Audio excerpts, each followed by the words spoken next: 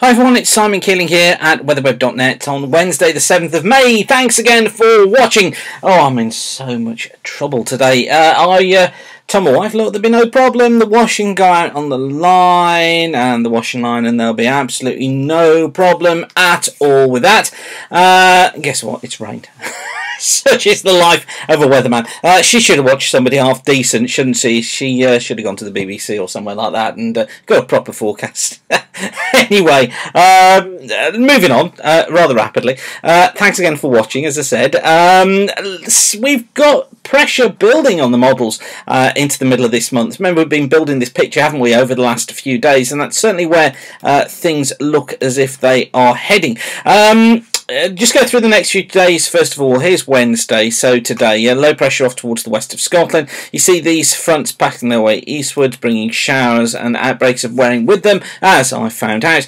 Most persistence of the rain is sort of Northern Ireland, Scotland, that sort of area. That's where we're going to see most of the rain during the course of today. For Thursday, another front moving its way eastwards on Thursday, more rain in the south. Friday, low pressure in control, a day of sunshine and showers for most of us. Heavy over the showers up towards the north, and then for Saturday still got the low in position across Scotland, driving some showers, some pretty heavy showers eastwards during the course of Saturday once rain clears out the way, and becoming pretty breezy as well. Sunday, low pressure off towards the east, still breezy, still showers or longer spells of rain. And for Monday, bit of a change taking place, first hints of things changing. High pressure down towards the southeast, little ridge building in here across eastern parts of England, but still we got low pressure out towards the west, so still got some pretty unsettled conditions out there. But after that, as I say, things do look as if they are on the change. Let me just show you the ECMWF, show you what's going on here. These go forward in 24-hour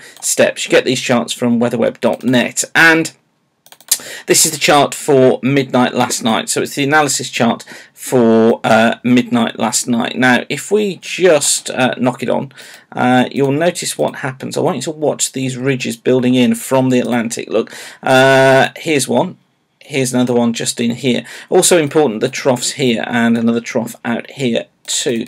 Just watch how this sequence moves on as we get into next week, and watch how the ridge after the trough goes through this weekend, look how that builds. This is the 14th, so this is next Wednesday, and starting to get it building in fairly strongly by then. Still got a front lying in here, so still some rain out towards the west, but eastern areas by then becoming fine and becoming warm according to the ECMWF, and by the middle of next week and the end of next week, high pressure firmly in control. Here's the ridge look built through the country. This is an interesting feature out here, this little cold pool that it tries to develop, because other models do see that, and then staying fair into the last part of the sequence, which is a week on Saturday. This pattern is one that's of interest, putting the high up towards the north, pulling this trough in towards the south.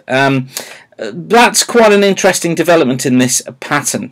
Let me show you why that should be the case, because this is the MJO forecast that we picked up on a couple of days ago. You remember me showing you this, and what's interesting here, look, is it's the colours that you see from here on in, this coloured line here, because notice how the MJO is coming through phase 8, and then it gets into phase 1 and then into phase 2 around the 17th of the month. What's so interesting about that is that if we then take a look at what phase 2 actually is, this is phase 2 of the MJO, and look, it actually brings high pressure in towards the north of the country, well, higher than normal heights up towards the north of the country, and starts to see hints of a cold pool out towards the east. So this pattern of the high actually becoming positioned up towards the north when we get round into phase 2 is one that's been backed up by the longer range models. And interestingly, this is the MJO prediction from the ECMWF out to the 6th of June. and just following the dates around here, it comes into phase 2 a little earlier. So this is the 6th, 7th, 8th, 9th, 10th. It actually gets into phase 2 around about the 10th and clears it through phase 3 a little bit quicker.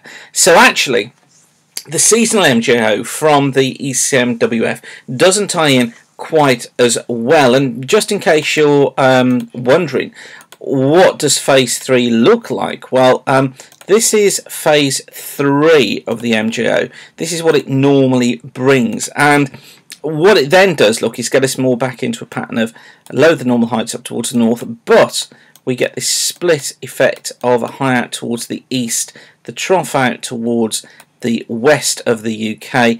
We get a flow something like this, and a split in the Azores high down here. So we actually stay under the influence of high pressure as we go into phase 3. And what's interesting here is that the CFS is then trying to keep us into a very weak phase 3. Look, you notice how it all sort of spirals, look, into the centre of the chart here. So it means that the influence of the MJO there can't be taken too literally.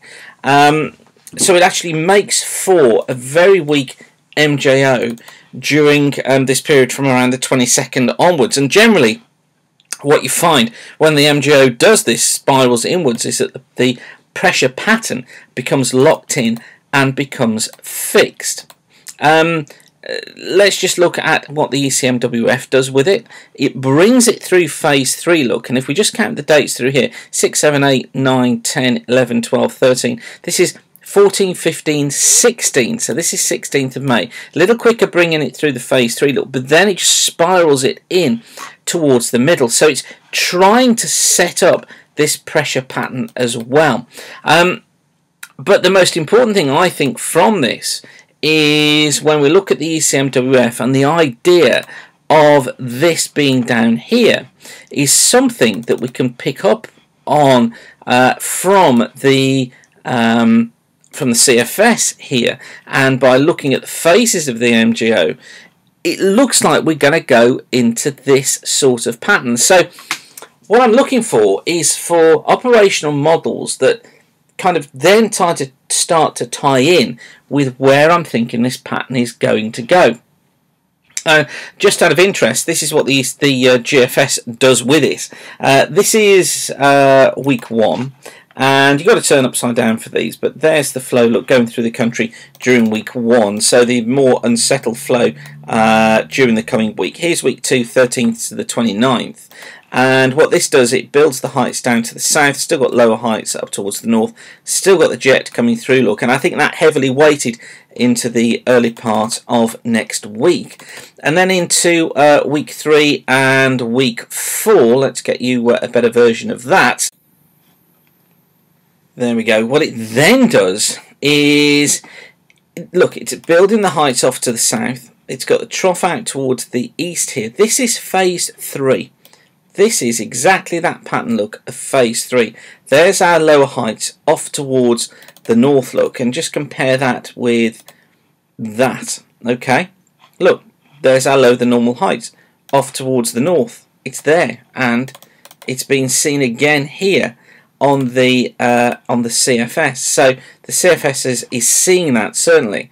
And then into week 4, CFS puts the low the normal heights further east, tries to build a ridge in through the country. This is our area of high pressure in here. In fact, let me try and make that a little bit clearer for you. There's the area of high pressure in here. It puts a trough down, look, across Eastern Europe, and the trough out there in the Atlantic. So it locks in this sort of pattern, the idea of the higher the normal heights, and allows this trough to drift southwards towards the end of the month. So I guess what I'm trying to say here is that we can build a fairly strong picture from these maps, from the phases of the MJO, from the CFS prediction of the MJO, and tied in with the ECMWF prediction of the MJO, that actually once this high gets in, it may become fairly well established across particularly southern areas of the country, although there may be a break for a time, particularly across Scotland and Ireland, as that colder pool moves in, as the trough moves in toward the northern parts of Scotland, but then the high getting back in. So I think the overall pattern that we've got to take at the moment from the forecast is that the high builds in, and it may be in for some time. Now, my only concern is when this happens during the early part of the summer. History does not look very kindly on it, because what it tends to do is to create some fantastic conditions early summer, but then a breakdown late on in the summer months. More on that, though, as we go through the coming days. I've whittled on for way too long, so I'm going to say thanks again for watching. Remember that we're kept free of charge by you keep on coming back, using the site, and coming back, telling your friends about it, using the adverts, etc. that are around the site. So thank you for doing that. Don't forget to keep checking back for our musings. Don't forget to check the charts, and you can follow us at WXWeb on Twitter. But for now, whatever you're doing, thanks again for watching, and keep the sun shining. Bye for now.